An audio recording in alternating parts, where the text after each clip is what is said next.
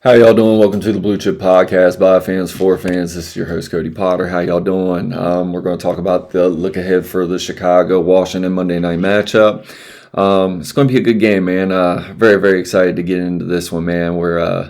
There's a lot to be excited about for this team, and we're going to look forward to this. First thing I want to say thank you for everybody that's been checking out the pod.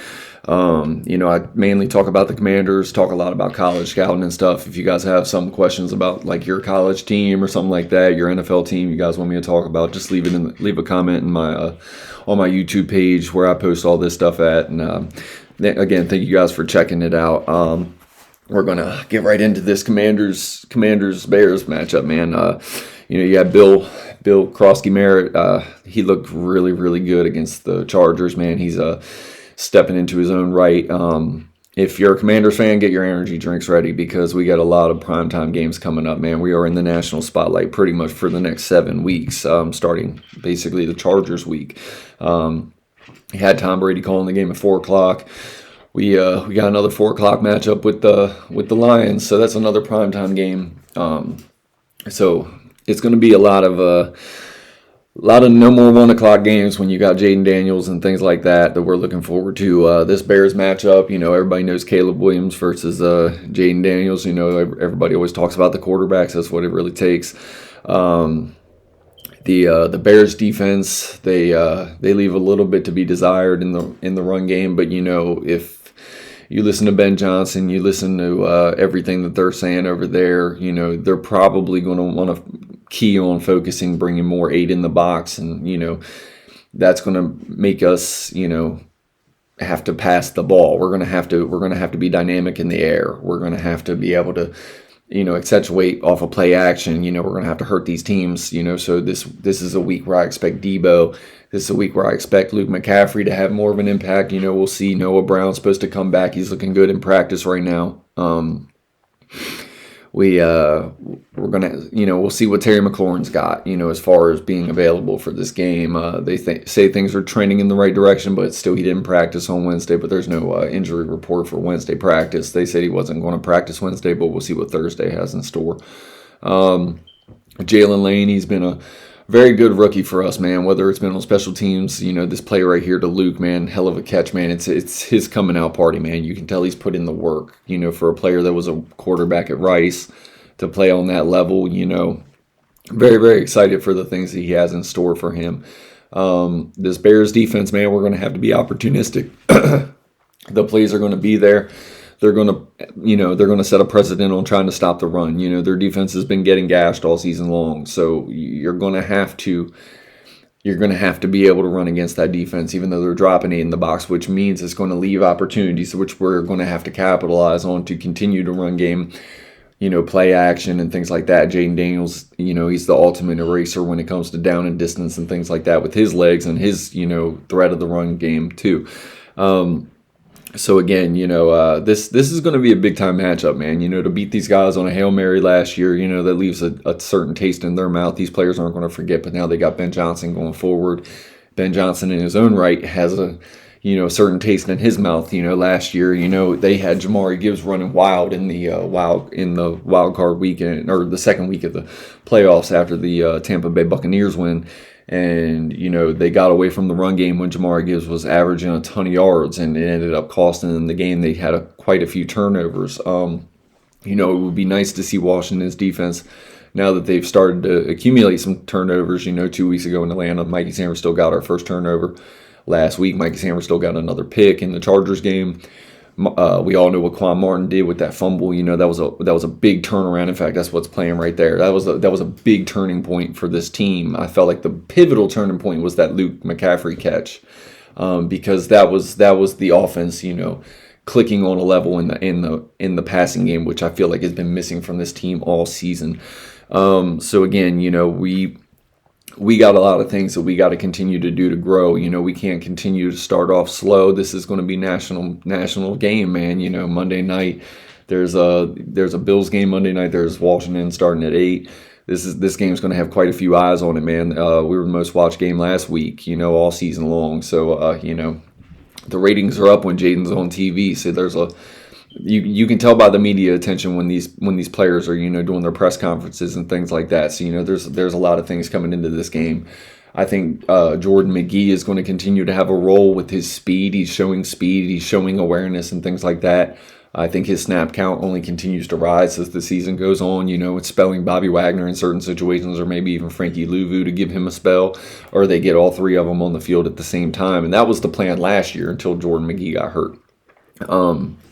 So again, safety play is going to be pivotal, man. Caleb Williams in his own right, he can move around, he can scramble.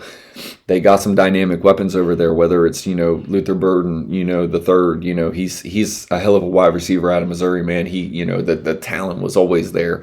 You saw some effort things and things like that, which was a reason I wasn't as high on him in the draft process. But, as far as the explosives, the highway speed, everything that he has, he's a deadly weapon, man. You get that ball in his hands, he can do a lot of things and create after the catch. We all know what Rome Odunze was. He's a hell of a talent. I don't know if Colston Loveland, who was one of my favorite tight end prospects of all time, in college, I really loved what I saw from that dude out of Michigan. Him and Tyler Warren and Brock Bowers, these last three, tight end classes. There's been some players, man. Sam Laporta, man. There's been a lot of players coming out at the tight end position that have been difference makers. Hats off to Washington's defense for settling down after, kind of a slow start, against the Chargers.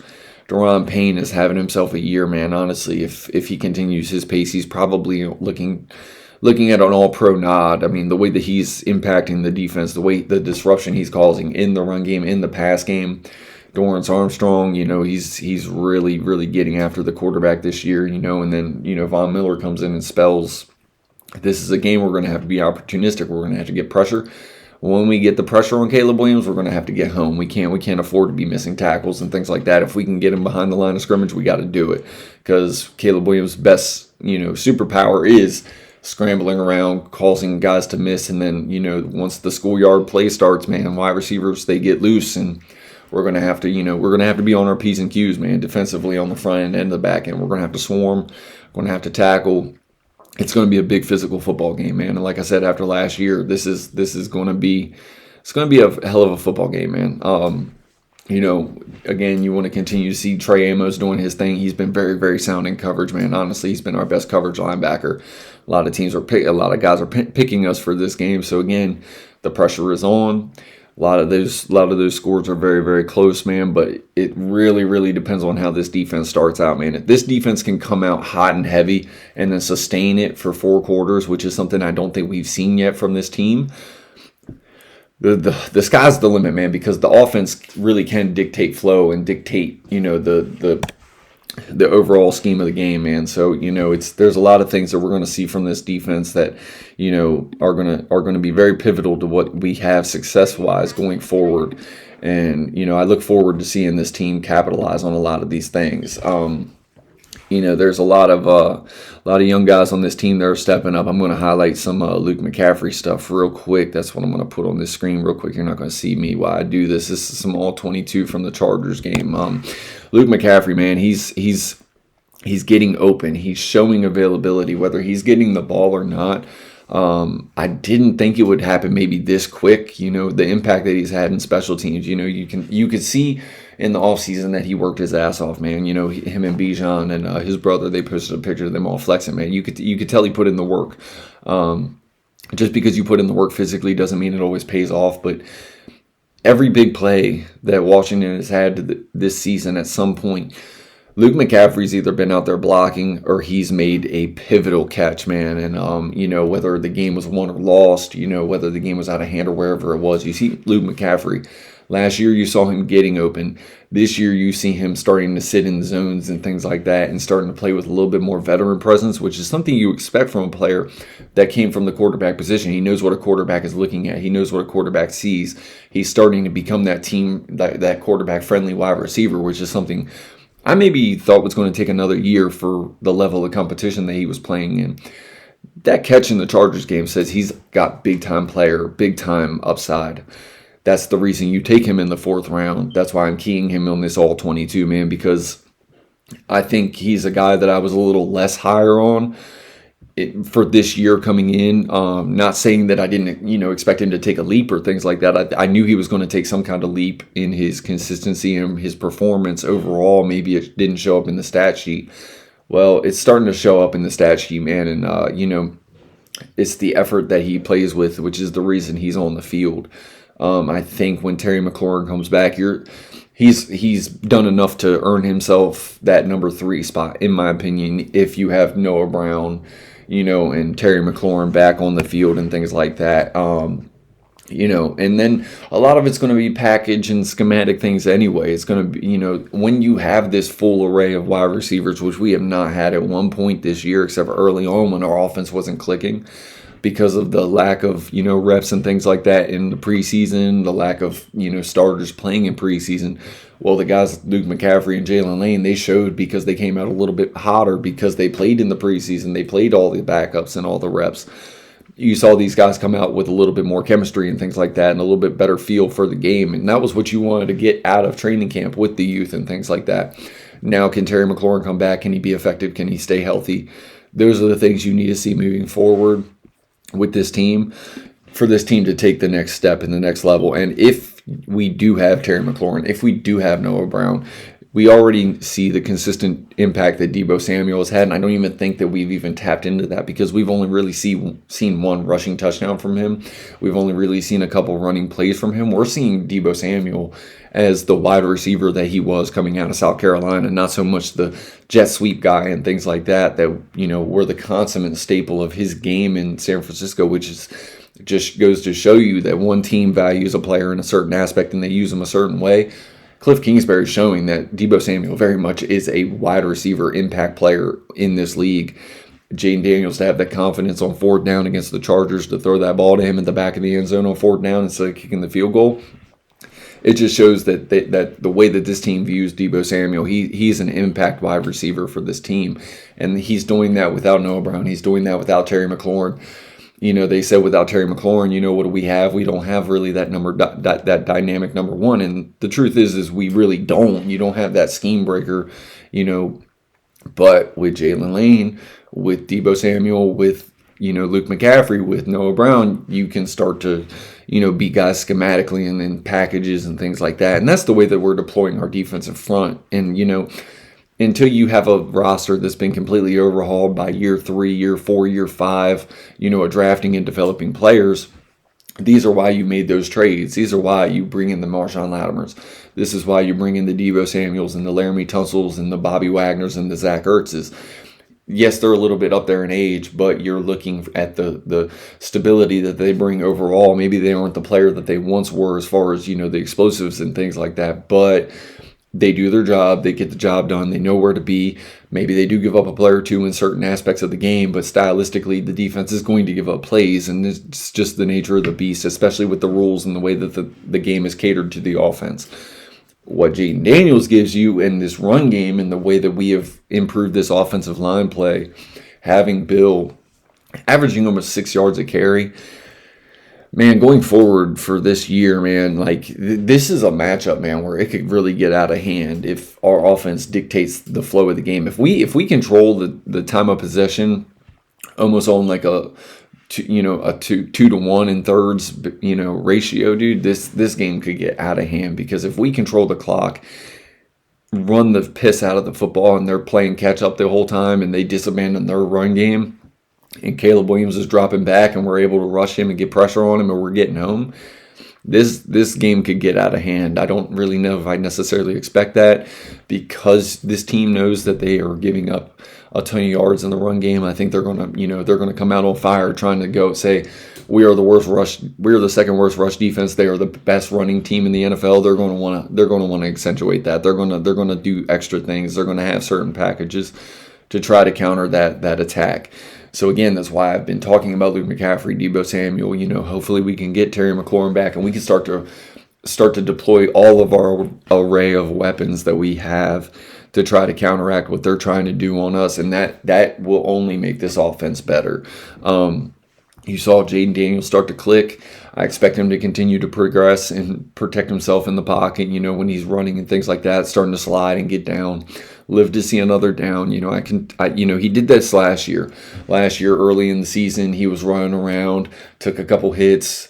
By the time he got through the Panthers game, you could see he was starting to play quarterback, and then you see him starting to hit them plays, and starting to deal from the pocket because he knows that's a current facet of his game, but he is such a dynamic weapon running. He always thinks that he can get that play.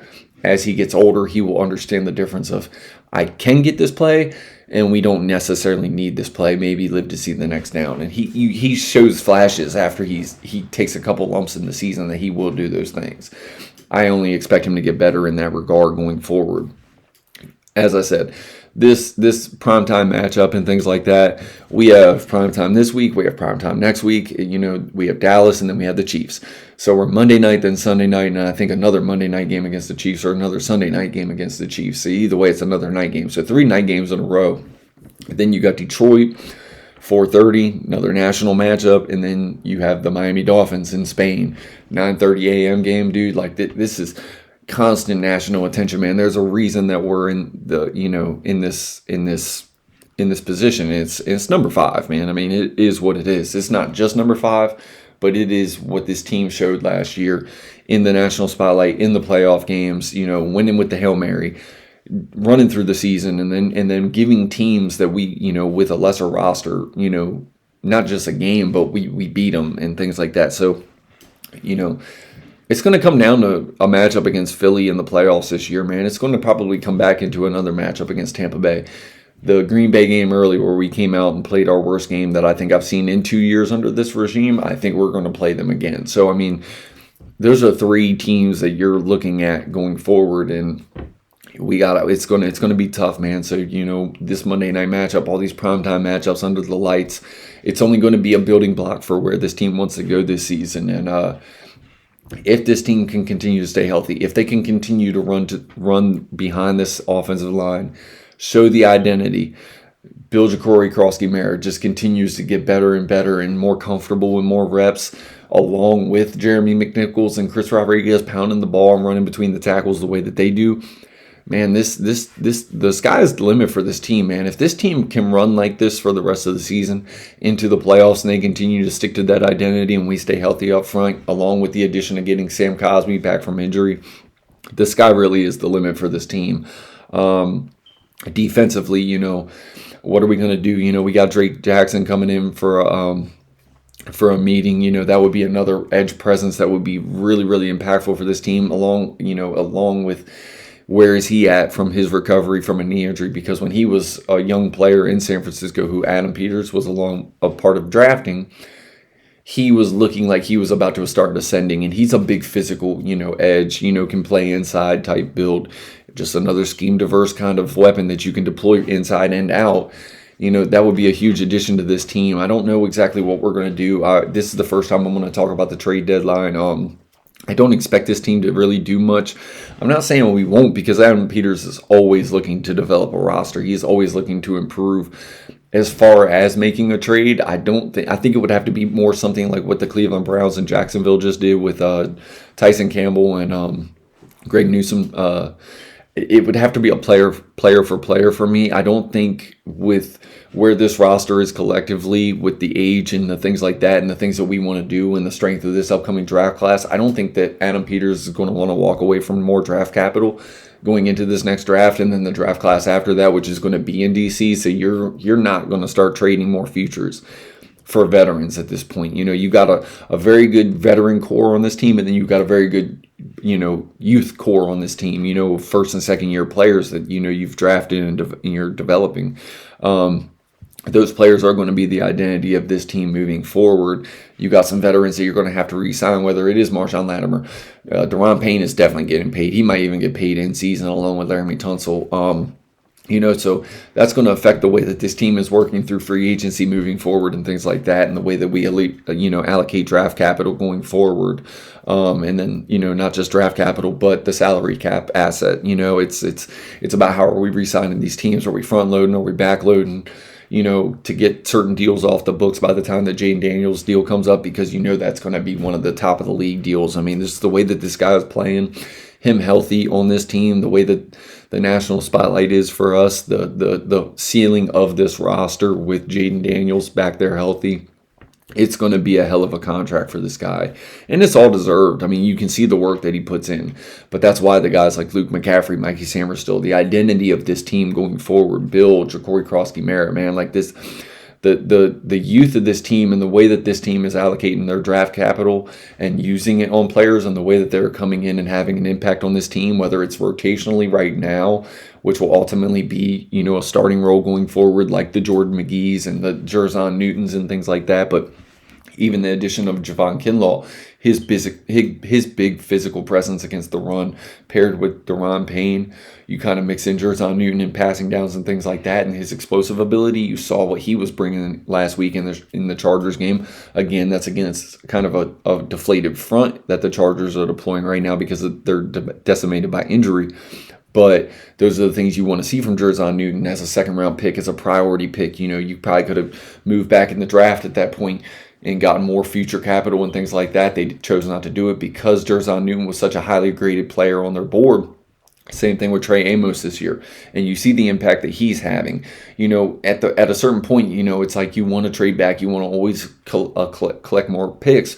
But when you're staring at a player whose value is so much higher graded than the position you're picking at, you got to make the pick. You pick the best player available. And I do believe that Jerzon Newton and Trey Amos are going to be staple players for this team moving forward, along with Mikey Samerstill and Jordan McGee. Daron Payne is going to be a staple veteran. I think him and Terry McLaurin, Sam Cosmi, these are going to be guys that are second, third contract guys that, ultimately veteran out of our roster, going forward in the next 5 years.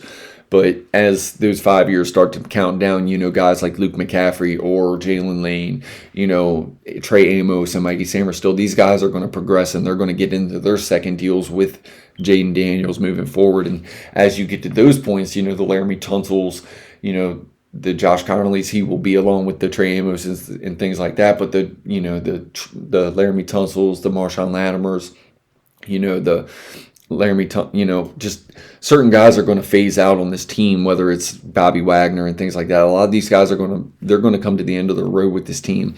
That's where the Josh Connerly Juniors, the Trey Amoses, they take over these certain positions. We continue to draft in these next few drafts moving forward, and these guys that we draft in these next few years are going to take over for these players.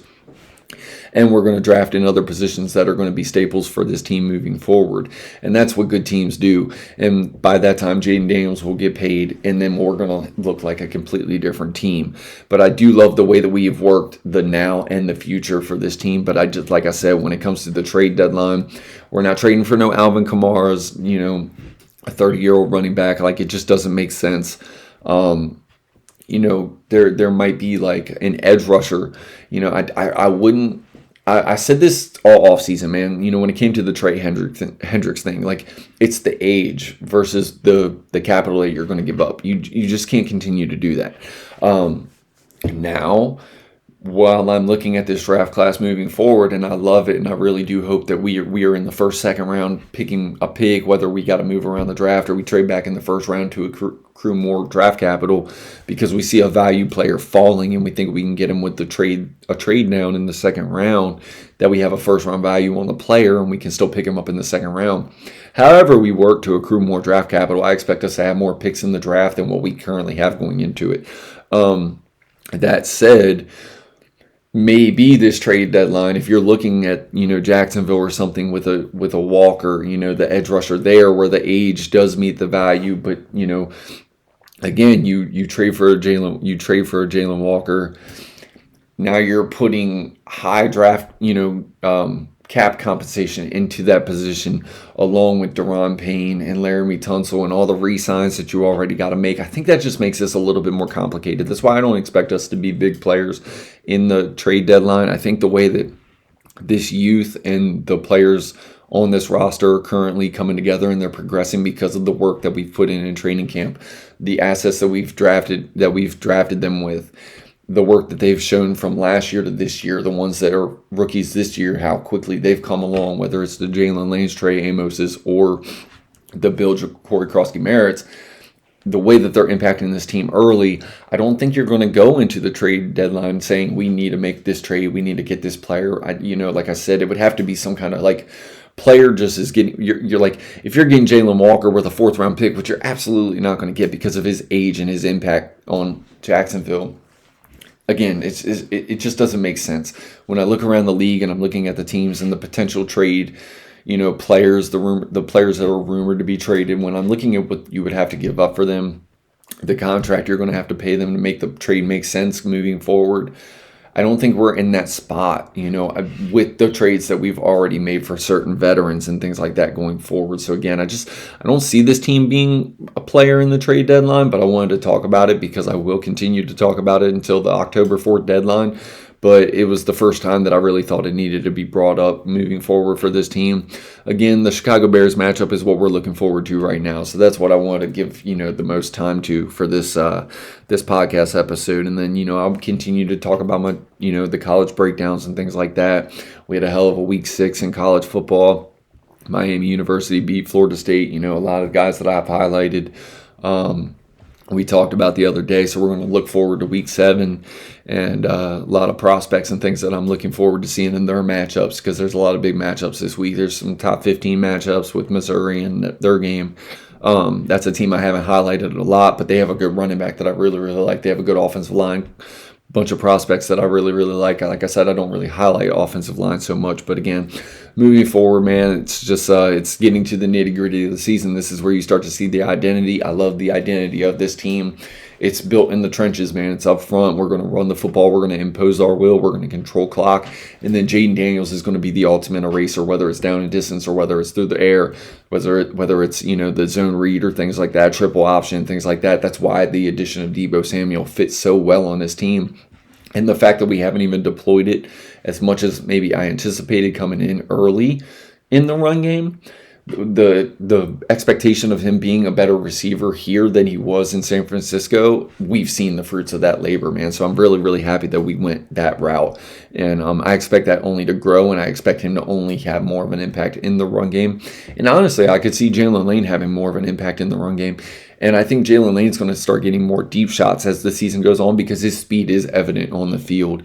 And, even Luke McCaffrey getting that catch over the top, man, like there's different ways to win down the field, whether it's size and speed or whether it's, your above the rim ability like Terry McLaurin always displays on, 50-50 balls, or it's Jalen Lane not having the size, but he has the dynamic speed and, the route combinations and setups, to make that play work. And then track the ball over his shoulder. I don't even think we've seen that facet yet, and I think we're going to see it moving forward. So, again, man, there's a lot of things that this offense is going to progress upon the season from what we've seen so far. And it's just really cool to see the youth of this team really having an impact on this team early. Now that Jayden Daniels is coming back, we can only wait for Terry McLaurin in the news with that. But Noah Brown, he's a big-time chain mover and things like that, makes physical catches and things like that. So, I think this offense is just starting to tap into its potential. I don't even think we're anywhere near close to what we're going to see as a finished product for this team. But again, I appreciate you guys sticking around, man. You can like, comment, ask me questions or things like that moving forward. I can, I want to be more interactive with this pod, so I do appreciate you guys sticking around and watching this on YouTube and everywhere like that. So again, like, comment, subscribe. I appreciate everything that I get, man. I really do appreciate the views and things like that. Anybody sharing or anything like that, it really does make this worth it for me. I really do love football and just talking about it. So again, I might not talk about your team all the time, but if you do leave me a comment, question, or whatever, I can put that in any episode and things like that. So again, thank you guys for checking out the pod, and have a blessed day, man. Exciting week of football coming, and hopefully Washington gets that dub. Peace.